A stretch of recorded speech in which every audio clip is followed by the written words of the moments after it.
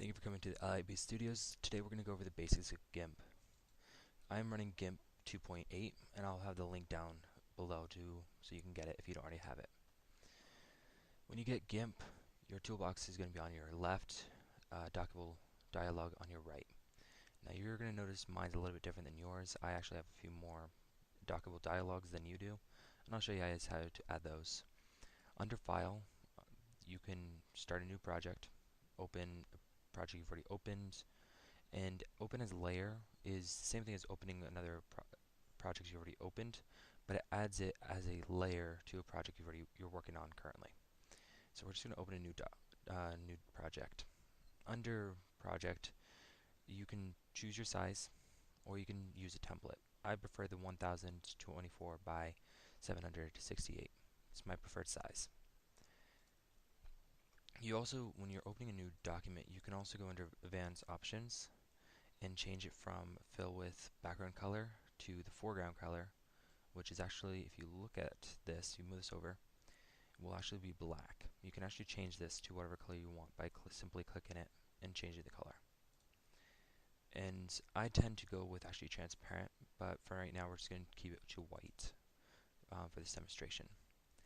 Under Edit and Layer and Image, all those are going to be over here. Image and Layer is right under the Layer tab in your dockable dialog that's on your left. If you right click the layer you're working on, here's all your image and layer options that you would have up here. And the edit is actually right here in the undo. Or if you look under the edit, you also have fill with. Those are right here.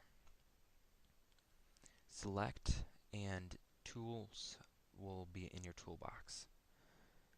Then your filters, these stay here. They're nowhere else you can find them except here. These are the reasons why Gimp tends to bring newer versions, is that Gimp has been known to crash before using these. So when you're using these, make sure that you're not really doing anything else, just leave the computer alone. But you only use them a few times throughout this project. And then Windows. Here you can add more dockable dialogues, but when you open these, they open as a new, I just clicked on channel, sorry, my bad. You open as open dialogues, open something that you haven't already opened, like color map, opens as a new window. But you can actually add it to one of these by simply going to the arrow, hitting add tab and adding it. And you can close it by clicking whatever you want and just hit close tab. Now I add the histogram, and on the top and on the bottoms I add the palettes and color map. This is quite nice because I can change the color without clicking this. I can just simply change the color, keep it really quickly. And toolbox, say, and I've done this a few times, say you lose this toolbox by accidentally closing it or moving it outside. If you move this outside, you will lose it. You just simply go to Windows Toolbox, and it's right there. And then Tool Options is right here. You can also hide the docs and make them reappear by simply going to the Windows and doing what I just did, or hitting the Tab button. To make the screen go full size, you just simply hit F11 and it's full size. But if you hit F11 again, it gets back to its normal size. Now, I currently have a graphics tablet. I prefer my tablet. I have a Bamboo, I think, tablet, and I would suggest you having that tablet, some form of tablet, when you're drawing, because it just makes things easier, smoother. You're not doing a lot of editing, trying to fix your strokes. Your strokes come off perfect. And to do that, you just simply go to Edit, Preferences, and Input Devices, and just click Configure.